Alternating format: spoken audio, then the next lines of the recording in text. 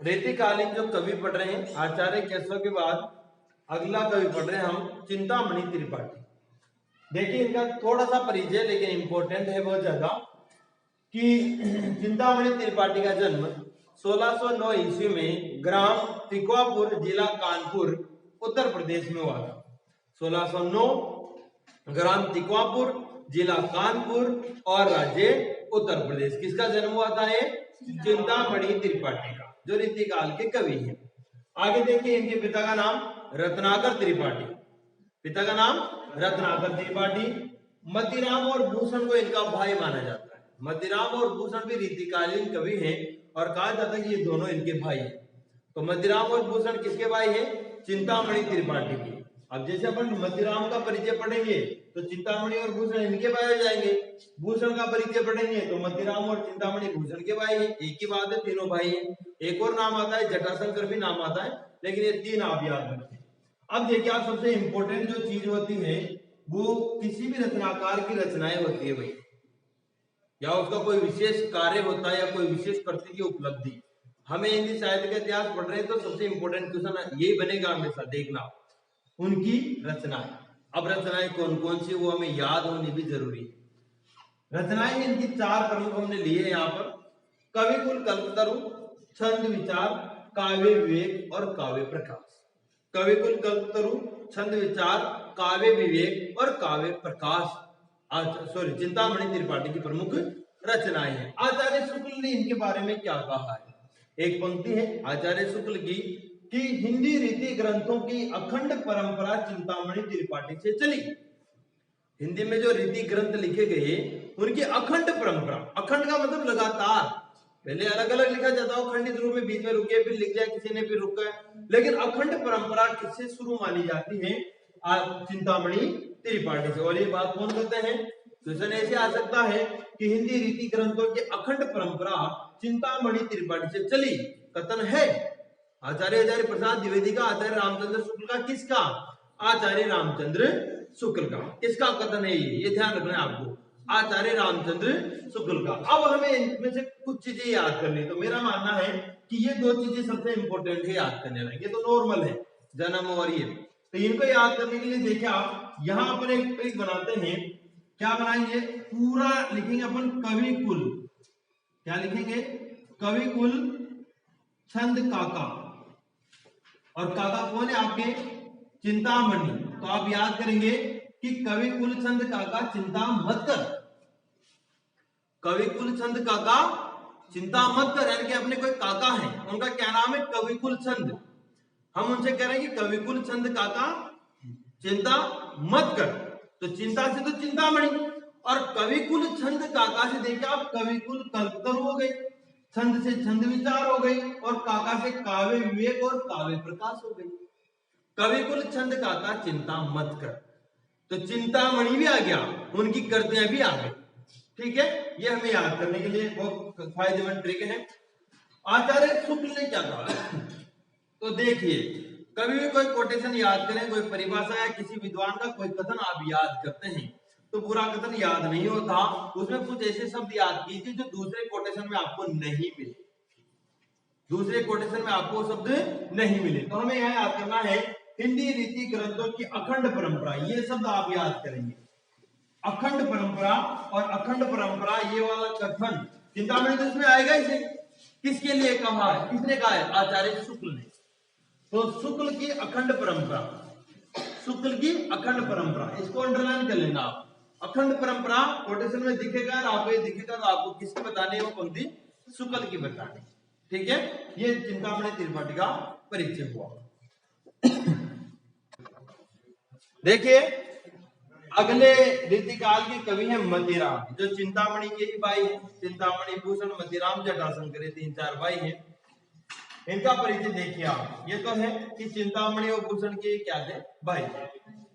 सम्राट जहांगीर और बूंदी के नरेश भाव सिंघाड़ा के प्रमुख आश्रय रहे, यानी ये प्रमुख इनके आश्रयदाता थे। सम्राट जहांगीर और भाव सिंघाड़ा, जहांगीर और भाव सिंघाड़ा, जहांगीर और भाव सिंघाड़ा, जहां पर मतीराम को भाव दिया गया, जहांगीर ने मतीराम को भाव दिया, जहांगीर ने मतीराम को भाव दिया, तो जहांगीर मतीराम से मतीराम, भाव से भाव सिंगाड़ा, तो जहांगीर और भाव सिंगाड़ा के आश्रय में रहती है, तो जहांगीर ने किसको भाव दिया था?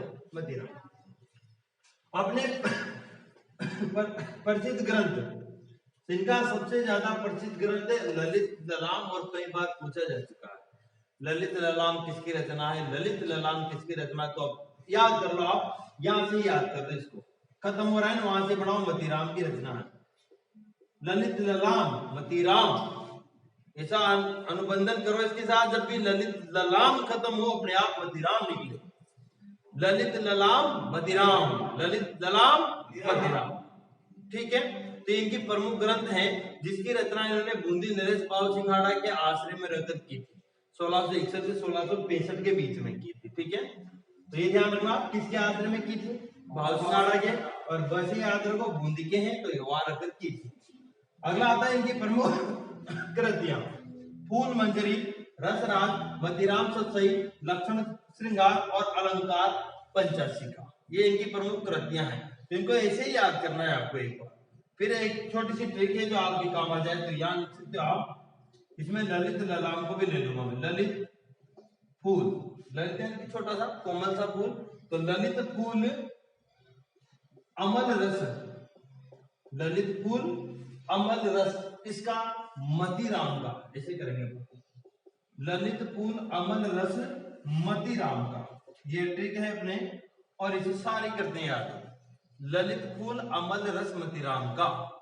देखिए ललित से आएगी अपने ललित ललाम, फूल से फूल मंजरी, अ से अलंकार पंचाशिका, म से मतीराम सतसई, मतीराम इनका नाम है, इन्हीं के है, और ल से आएगी आपके लक्षण श्रृंगार, रस से आएगी आपके रसराज, रस से कौन से आएगी? रसराज, और ये सब किसकी है? मतीराम की है, ठीक है। तो ललित फूल अमल रस मतीराम, ललित फूल अमल रस किसका? मतीराम का। तो ये कृतियां याद हो गए अपने को। दोबारा देखो, चिंतामणि और भूषण के भाई थे सम्राट जहांगीर, और बूंदी के नरेश भाव सिंघाड़ा के आश्रय में रहे, और बूंदी के नरेश भाव सिंघाड़ा के आश्रय में रहकर ही इन्होंने 1661 से 1665 के बीच में इनके प्रसिद्ध ग्रंथ ललित ललाम की रचना भी की है। इनके अन्य ग्रंथ हैं फूल मंजरी, रस मंजरी, मतीराम सतसई, लक्षण श्रृंगार, अलंकार पंचाशिका आदि। इनको याद करने के लिए अपने ट्रिक बनाए, ललित फूल अमल रस है, ललित से ललित ललाम, अमल में अ से अलंकार पंचाशिका, म से मतीराम सतसई, ल से लक्षण श्रृंगार, रस से रसराज, ये सब किसकी कृतियां हैं? मतीराम, ठीक है। अगले रीतिकालीन प्रसिद्ध कवि, बहुत ही ज्यादा फेमस, भूषण, जो वीर रस के कवि हैं भाई। रीतिकाल में वीर रस के सबसे फेमस कवि क्या? हिंदी के सबसे फेमस कवि यही है, प्रथम राष्ट्र के प्रथम वीर रस के कवि हैं। तो इनके बारे में देखिए आप, पहली लाइन आपको याद है, चिंतामणि और मतीराम के भाई हैं, तीनों भाई हैं, तो कैसे भी आप आपस में लिखे इनको। पहली सबसे इंपॉर्टेंट लाइन आती है कि भूषण को रीतिकाल का राष्ट्र कवि कहा जाता है। भूषण को रीतिकाल का क्या कहा जाता है? राष्ट्र कवि कहा जाता है। भूषण को रीतिकाल का राष्ट्र कवि कहा जाता है। रीतिकाल के राष्ट्र कवि कौन है? भूषण। रीतिकाल के राष्ट्र कवि कौन है? भूषण, भूषण, भूषण। आगे देखिए आप, भूषण हिंदी के प्रथम व सर्वश्रेष्ठ किस रस के? वीर रस के कवि हैं। वीर रस का पहला और सर्वश्रेष्ठ कवि कौन है? तो वो है एकमात्र भूषण। वीरता वीरों का घना होती है, तो भूषण का मतलब एक तरह से घना है। भूषण इनका नाम भी नहीं था, अभी हम पढ़ेंगे आगे, देखो कि भूषण इनका वास्तविक नाम नहीं था, ये क्या थी? इनकी उपाधि थी, जो किसके द्वारा दी गई थी? इन्हें चित्रकूट के राजा रुद्रसाल सिंह सोलंकी के द्वारा दी गई थी। भूषण इनका वास्तविक नाम नहीं था, उपाधि थी, जो चित्रकूट के राजा रुद्रसाल सिंह सोलंकी के द्वारा इन्हें दी गई थी। वास्तविक नाम क्या था इनका? घनश्याम। बचपन का नाम क्या था इनका? घनश्याम। भूषण तो एक उपाधि थी जो रुद्रसाल सिंह सोलंकी ने इनको दी थी। आगे आता है कि कहते हैं कि महाराजा छत्रसाल ने स्वयं इनकी पालकी को क्या दिया? ये बहुत बड़ी बात है भाई, एक राजा किसी की पालकी को कंधा दे, इतने फेमस होंगे तभी तो कंधा दिया। आगे देखिए, छत्रपति शिवाजी और महाराजा छत्रसाल ये दोनों ही भूषण के आश्रय दाता हैं। तो देख लीजिए आप, छत्रपति शिवाजी भी वीर शिवाजी थे और महाराजा छत्रसाल भी वीर थे। तो वीर कवि जो थे वो इन्हीं के आश्रय दाता थे। आगे देखिए आप, शिवराज भूषण, शिवा बावनी, छत्रसाल दशक इनकी प्राप्त कृतियां ये मिली है, लेकिन बाकी तीन इनकी मिली नहीं है। वो कौन सी? भूषण हजारा, भूषण उल्लास और दूषण उल्लास। तो भूषण से ये तो नॉर्मली याद रह जाएगी अपने को, याद ये करनी है अपने को। ये करते हैं, याद कैसे करनी है? एक एक शब्द ले लीजिए आगे का। शिव शिव शिव, शिवा और छत्र। शिव शिवा छत्र, शिव शिवा छत्र किसके? भूषण की। शिव शिवा छत्र भूषण, शिव शिवा अपन बोलते ही हैं, शिव शिवा छत्र भूषण। तो शिव से आएगी आपके शिवराज भूषण, शिवा से आएगी आपके शिवा बावनी, छत्र से आएगी छत्रसाल दशक। तो ये किसकी कृतियां हैं? भूषण की, जो वीर रस के कवि माने जाते हैं। दोबारा देखिए एक बार, भूषण, चिंतामणि और मतीराम के भाई, तो रतिराम आगे मैं इसको चिंतामणि वो मतीराम के भाई थे। भूषण को रीतिकाल का राष्ट्र कवि कहा जाता है। भूषण हिंदी के सर्वप्रथम और सर्वश्रेष्ठ वीर रस के कवि माने जाते हैं। भूषण इनका वास्तविक नाम नहीं था, एक उपाधि थी जो इन्हें सोलंकी राजा रुद्रसाल सिंह सोलंकी के द्वारा, जो चित्रकूट के राजा थे, इनके द्वारा इनको यह उपाधि दी गई थी। इनका बचपन का या कह सकते वास्तविक नाम क्या था इनका? घनश्याम का। कहते हैं महाराजा छत्रसाल ने, किसने? महाराजा छत्रसाल ने स्वयं इनकी पालकी को क्या दिया था? कंधा दिया था। इनकी प्रमुख आश्रय दाता कौन कौन है? छत्रपति शिवाजी और महाराजा छत्रसाल। तो छत्र से याद हो जाएगा दोनों आपको, छत्रसाल और महाराजा छत्रपति शिवाजी दोनों किसके आश्रय दाता है? भूषण के। शिवराज भूषण, शिवा बावनी, छत्रसाल दशक। शिव शिवा छत्र, शिवराज भूषण, शिवा बावनी, छत्रसाल दशक, ये किसकी कृतियां हैं? भूषण की। किसकी कृतियां हैं? भूषण की। और अप्राप्त कृतियां तीन हैं इनकी, भूषण हजारा, भूषण उल्लास और दूषण उल्लास, ये इनकी अप्राप्त कृतियां। ठीक है। अगले रीतिकालीन कवि हैं कुलपति मिश्र। देखिए इनकी नॉर्मल जानकारी है, कुछ ज्यादा इंपॉर्टेंट नहीं। पहले बिहारी के भांजे थे, तो बिहारी इनके मामा जी थे। ये पंडित राज जगन्नाथ के शिष्य थे, इनके गुरु थे पंडित राज जगन्नाथ। तो याद करेंगे, मैं मामा तो बिहारी और गुरु पंडित जी। ठीक है।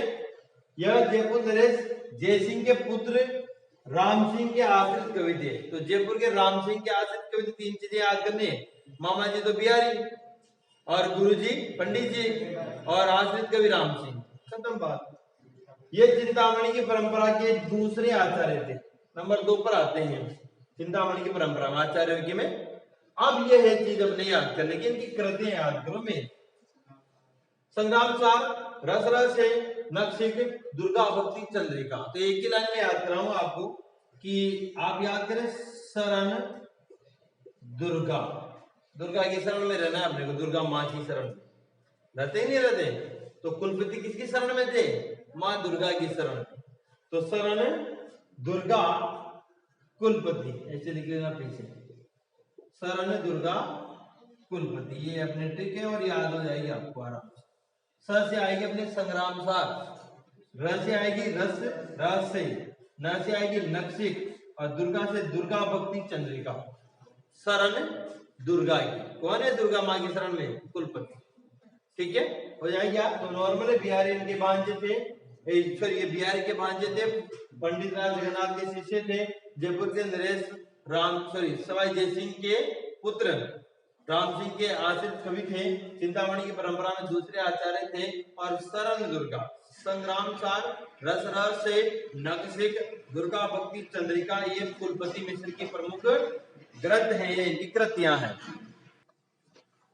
अगले रीतिकालीन कवि आए हमें सोमनाथ। नॉर्मल है, केवल कृतियां करते याद करनी और आश्रित ज्यादा याद करना। कि भरतपुर नरेश महाराजा बदन सिंह के पुत्र प्रताप सिंह के आश्रित कवि थे। तो सोम किसके आश्रित कवि थे? प्रताप सिंह के, जो भरतपुर के बदन सिंह के पुत्र थे। अब इनकी कृतियां आपको याद करनी, ये है ज्यादा इंपॉर्टेंट। रस पीयूष निधि, श्रृंगार विलास, सुजान विलास और माधव विलास। कोई दिक्कत नहीं है, तीनों में विलास विलास है और एक में क्या है, रस है। एक में क्या है, रस है। तो रस और तीन विलास किसकी करते हैं ये, सोमनाथ। अब आप ध्यान दें तो रस पीयूष का मतलब भी सोम अमृत रस और सोम का मतलब भी रस, तो ये सोमनाथ से ये रस और पीयूष तो अपने आप आपको याद हो जाएगा। रस और पीयूष और तीन विलास किसकी है, ये सोमनाथ की है। सोम का मतलब भी तो ये होता है अमृत सुधा हम ये सोम वगैरह, इसके पर्यायवाची तो आप रस पीयूष से याद रखेंगे भाई सोमनाथ की है। और बाकी तीन विलास है, एक तो आएगा आपका श्रृंगार करेंगे सबसे पहले, किसका श्रृंगार, सुजान का, और कौन, माधव। माधव सुजान का श्रृंगार करेगा। तो माधव विलास, सुजान विलास, श्रृंगार विलास ये सब किसकी करते हैं, सोमनाथ, सोमनाथ। और पहली रस पीयूष निधि, ये सबसे ज्यादा इंपॉर्टेंट है, रस पीयूष निधि सोमनाथ, रस पीयूष निधि सोमनाथ। आगे देखिए आप, अगले है भिखारी दास, काफी फेमस है ये रीतिकाल के अंतिम आचार्य कवि थे भाई। प्रथम आचार्य आचार्य केशव को माना गया है, आचार्य शुक्ल ने कहा है, और अंतिम आचार्य पूछेंगे तो भिखारी दास। नौकरियों की ना लागे तो लास्ट में बी की मांग ना मांगे ताकि ना करो, पर मैं एक याद कराने के लिए कराऊं। मान लो व्यक्ति बर्बाद हो जाए पूरी तरह से कोई, तो अंतिम, तो ये याद करने के लिए वे अंतिम आचार्य थे भिखारी, ऐसे याद कर सकते हो। अंतिम लास्ट तो उसने भी जब मन क्या उठ, कोई काम धंधो भी ना कर, कोई नपटो या भी भाई मैं तो काम भी ना करूं साहब, तो भाई भीख मांग, अंतिम लास्ट ऑप्शन हुई चल, तो अंतिम आचार्य भी कौन है, भिखारी दास, ऐसे याद रहेगा। इन्होंने तुक को काव्य मानकर विवेचन किया, नॉर्मल है। यहां देखिए आप प्रमुख कृतियां, काव्य निर्णय, श्रृंगार निर्णय, रस सारांश, छंदार्णव पिंगल। तो देखिए ये दो तो हमें याद है भाई, भिखारी निर्णय लेता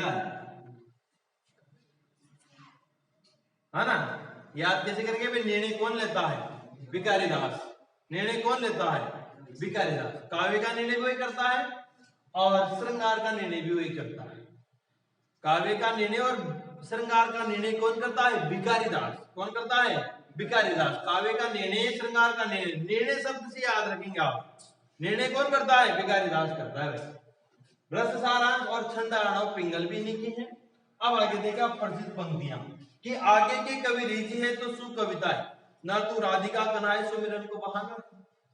इन्होंने जो लिखी कविताएं वो क्या सोच कर लिखी भाई, अगर हम जो कविताएं लिख रहे हैं उनसे आगे के कवि रीझ जाते हैं, आगे के कवि रीझ जाते हैं तो अच्छी कविता कहलाएगी जो हम लिख रहे हैं। और मान लो उनको पसंद नहीं आए, आगे के बड़े कवियों को पसंद नहीं आए, तो ये सोच लेंगे हम तो भगवान का भजन कर रहे हैं, न तू राधिका कन्हाई सुमिरन को बहाना है, भाई राधा कृष्ण को याद करने का बहाना है भाई, उसके बहाने कम से कम कविताएं तो हो रही है भाई, हम तो भगवान का स्मरण कर रहे हैं, भगवान की भक्ति कर रहे हैं। अगर उनसे कभी रीझ जाते हैं तो बढ़िया कविता कहलाएगी, नहीं तो भगवान का स्मरण तो कर ही रहे हैं, कोई टेंशन नहीं है। तो ये पंक्तियां किसकी थी, भिखारी दास। अब कैसे याद करें भाई, यहां से याद करें आप, बहाने कौन बनाता है, हाँ कहीं झूठे भिखारी भी होते हैं, कहीं तो सच्चे होते हैं, कहीं झूठे होते हैं। पेट पकड़ेगा 4 दिन सुना होगा, 5 दिन सुना होगा, हाँ कदे नहीं कदे। तो आप याद रखें भाई, बहाने बनाते हैं तो बहाने से आप रखेंगे बस है भिखारी दास, और बहाने कौन है, भिखारी दास। तो याद रखेंगे अपन कि आगे के कवि रीति है तो सुख कविताएं, ना तो राधिका कन्हाई सुमिरन को बहाना। ये भिखारी दास की प्रसिद्ध पंक्तियां हैं। दोबारा देख लीजिए आप, सोमनाथ भरत नरेश महाराजा भजन सिंह के पुत्र प्रताप सिंह के आशीष कवि थे। रस, सोम का मतलब है रस पीयूष निधि श्रृंगार विलास सुजान विलास माधव विलास इनकी प्रमुख कृतियां हैं। भिखारी दास रीतिकाल के अंतिम आचार्य कवि है, इंपॉर्टेंट।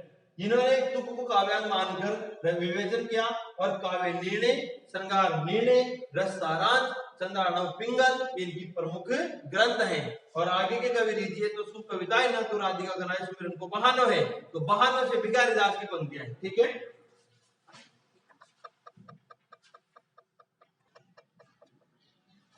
अगले रीतिकालीन कवि आते हैं रसलीन। वास्तविक नाम था इनका सैयद गुलाम नबी रसलीन। रसलीन का वास्तविक नाम क्या था, इन्हीं के नाम से निकालो, यहां से याद करो इसको। सैयद गुलाम नबी रसलीन, रसलीन का वास्तविक नाम पूछे तो उसके स से निकालो, सैयद गुलाम नबी रसलीन, सैयद गुलाम नबी रसलीन। ठीक है, आगे देखिए आप इनकी कृतियां। तो पहले तो देखो रसलीन की पहली कृति है रस प्रबोध, कोई दिक्कत नहीं है। पहली कृति कौन सी है? रस प्रबोध। और दूसरी कौन सी? अंग दर्पण। तो व्यक्ति अपने अंगों को दर्पण में देख देख के रस लेता रहता है। ठीक है, तो दोनों याद हो जाएगी, रस से रस प्रबोध और अंग दर्पण से ये भी रस लेता रहता है, तो रसलीन। आगे देखें इनकी प्रसिद्ध पंक्तियां हैं रसलीन की कि अमीय हलाहल मद बरे, अमीय हलाहल मद बरे श्वेत श्याम रत्नार, जीवत मरत झुकी झुकी परत, जीवत मरत झुकी झुकी परत जेही चितवत एक बार। यानी कि नायिका का इतना सुंदर वर्णन किया है कि नायिका इतनी सुंदर है कि जो उसे एक बार देख लेता है ना, तो क्या होता है, कोई तो उसे अमृत के समान मानकर जीवन, यानी कि मरता हुआ व्यक्ति भी जीवित हो जाता है।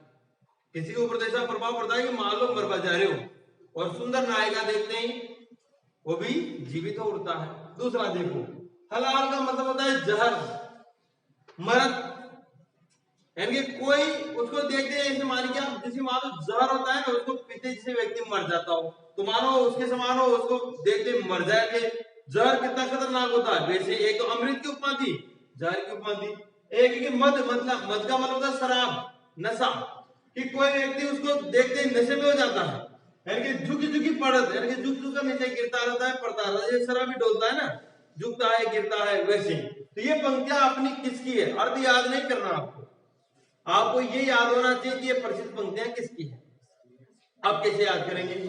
अमी हलाहल मद बरे श्वेत श्याम रत्नार, जीवत मरद झुकी झुकी परत जेही चितवत एक बार, एक बार आजा आजा आजा जल्द दिखला जा, गाना है ना, तो अब आप रस लेते हो ना उस गाने में, तो रसलीन का है चितवत एक बार, चितवत एक बार, एक बार एक बार एक बार रसलीन, एक बार रसलीन, एक बार रसलीन, एक बार रसलीन।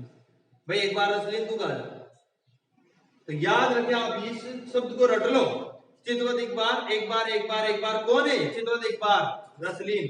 भाई वहां पर ऐसे थोड़ी कहेगा आपको कि वो मान लो ये पूरी पूरी पूरी दोनों पंक्तियां देखा हो, तो पूछेगा किसकी पंक्तियां हैं, तो हमें तो पहले के लिंक मिलना चाहिए ना, जिसे हम पहचान ले कि ये किसकी पंक्तियां हैं। ऐसे तो बहुत सारी पंक्तियां हैं, अभी और भी याद करनी है आपको, तो वो गड़बड़ हो जाती है। तो ये एक एक लिंक पकड़ने से हमें फिर ऑप्शन में दिख जाता ना, यार एक बार तो रस लेना, तो ये रस लेने लगा क्या, नौकरी ले लिया, फिर बटेरा बाद और सारा ज्ञान है ना। आगे देखिए आप, अगले है पद्माकर। जन्म कहाँ हुआ? सागर जिला मध्य प्रदेश, सागर जिला मध्य प्रदेश। पद्माकर, पद्म का मतलब क्या होता है? कमल। क्या होता है? कमल कहाँ खिलते हैं? सागर में खिलते हैं, तो सागर में इनका जन्म हुआ, नॉर्मल बात है, मध्य प्रदेश में, तो सागर में। पद्माकर कहाँ खिले थे? सागर में। देखो पद्माकर सागर में खिले थे, म से मध्य प्रदेश में आ गया। अब देखिए पद्माकर जयपुर नरेश प्रताप सिंह के पुत्र जगत सिंह और उदयपुर नरेश भीम सिंह के आश्रय थे, आश्रय में रहे। तो जगत सिंह और भीम सिंह, पद्माकर किसके आश्रय में रहे? जगत सिंह, भीम सिंह। जयपुर नरेश प्रताप सिंह के पुत्र जगत सिंह और उदयपुर के राजा भीम सिंह के आश्रय में रहे। जगत विनोद, पद्माभरण, पद्माभरण ये अलग है ना, हिम्मत बहादुर, बिरुदावली ये पूरी एक ही है। गंगा लहरी इनकी प्रसिद्ध कृतियां हैं। तो इसकी एक छोटी सी ट्रिक है, हाँ मान लीजिए पद्माकर है, ये पद्माकर है, तो पद्माकर किसका ध्यान कर रहा था? पहले मान लो यमुना का ध्यान कर रहा था, यमुना नदी का ध्यान कर रहा था, ध्यान कर रहा था मतलब जप कर रहा था, ये मान लीजिए आप। किसका जप कर रहा था वो? जमुना का, जमुना या यमुना, इसका क्या कर रहा था? ये जप कर रहा था। कौन? पद्माकर। लेकिन उसका उद्धार नहीं हुआ, उसका उद्धार नहीं हुआ, तो अब वो क्या करेगा? गंगा का जप करेगा। किसका जप करेगा? गंगा का। तो ये अपनी ट्रिक है। ट्रिक क्या है कि पद्माकर से हम क्या कहेंगे? भाई तेरा उद्धार उससे तो हुआ ही नहीं, जमुना से, तो तू क्या कर? गंगा ही जप, गंगा ही जप। क्या जप? तू गंगा ही जप। तो ये ध्यान रखिएगा आप, ये ट्रिक है आपने कि गंगा ही जप पद्माकर, गंगा ही जप पद्माकर। यमुना से तेरा उद्धार नहीं होगा, गंगा ही जप पद्माकर, गंगा ही जप। और यहां से याद कर लो पद्माकर की ट्रिक है। गंगा ही जब पद्माकर, देखो गंगा से गंगाधर, ही से कहां गई हिम्मत बहादुर गिरधारी, ज से जगत विनोद और प से पद्माकर, ये तो इससे भी आ जाएगी, पद्माकर की है पद्माकर। तो गंगा ही जब पद्माकर, यमुना हिम्मत ही जब, गंगा ही जब, तो गंगा लहरी, हिम्मत ही से हिम्मत बहादुर गिरधारी, जैसे जगत विनोद, प से पद्माभरण, ये सब कृतियां हैं पद्माकर जी की, किसकी है? और पद्माभरण तो पद्माकर से भी याद हो जाएगी आपको, लेकिन गंगा ही जब सारी याद हो जाएगी। जयपुर नरेश जगत सिंह ने इन्हें क्या कहा? कवि शिरोमणि। ये याद रखना है कि कवि शिरोमणि किसे कहा जाता है? पद्माकर किसे कहा जाता है? तो आप ध्यान रखिए, कोई सा भी राजा हो या कोई भी नायिका हो, जो पद्म यानी कि कमल होता है उसको कहां रखते हैं? सिर पर ही रखते हैं ना, तो शिरोमणि। तो कवि शिरोमणि किसने कहा? पद्माकर को, पद्माकर को कहा। कवि शिरोमणि किसको कहा? पद्माकर को कहा। और किसने कहा? जगत सिंह। जगत सिंह इनके आदर ज्यादा थे ना, तो ये इन्होंने कवि शिरोमणि कहा। तो ये याद होंगे अपने। रसलीन, वास्तविक नाम स से सैयद गुलाम नबी रसलीन है, रस से रस प्रबोध और अंग दर्पण इनकी कृतियां हैं। अमी हलाल मद बरेसियत श्याम रत्नार, जीवत मरद जुग जुगी फरज यही चितवत, एक बार रसलीन, उसके साथ जोड़ दो उसको, एक बार रसलीन। पद्माकर देखिए आप, जन्म पद्म का सागर में हुआ, मध्य प्रदेश में। पद्माकर जयपुर नरेश प्रताप सिंह के पुत्र जगत सिंह और उदयपुर नरेश भीम सिंह के आश्रय में रहे। जगत विनोद, पद्माभरण, हिम्मत बहादुर गिरधावली और गंगा लहरी इनकी प्रसिद्ध कृतियां हैं। जयपुर नरेश जगत सिंह ने इन्हें कवि शिरोमणि कहा है। आगे आपको समझ में? ठीक है। अगले हैं जसवंत सिंह, नॉर्मल है, ये जोधपुर के राजा थे। शाहजहां और औरंगजेब के दरबारी थे, यानी कि दरबार में रहते थे, सग रहते उस समय, आपको पता है मुगलों की चिंता स्वीकार कर ली थी। और इनका सबसे फेमस ग्रंथ है भाषा भूषण। देखिए भूषण से आप